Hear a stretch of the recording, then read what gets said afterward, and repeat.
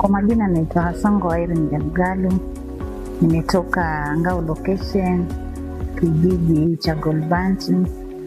Kulingana na wakati wa kitambo na sahii, wamama wameweza kujikumika katika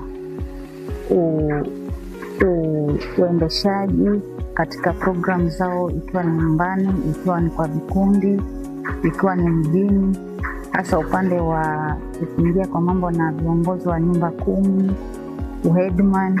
Wamama wamechukua positions hizo kwa sababu ya njia ya kujitoa, manake katika majukumu wamekuwa kipaumbele kwa familia zao na hata nje kupitia mambo wanaopitia tofauti.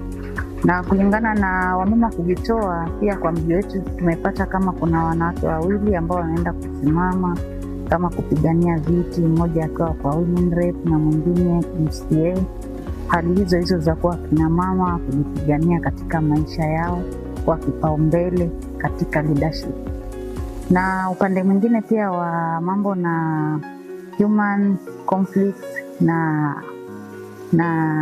animal, tumeweza kupokea katika kupitia mradi huu, jinsi tulivyoongeleshana tulipokuwa na ule mkubwa wa KWS Warden.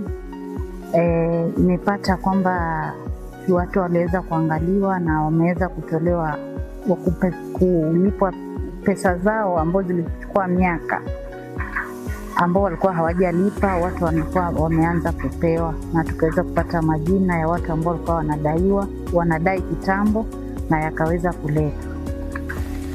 Vikao tofauti ambavyo tumeweza kuketisha tukiwa na maimamu na mapastors na uwiano katika kuongeleshana katika makanisa na jumbe ambazo zilikuwa zinatoka kupitia uhamasishaji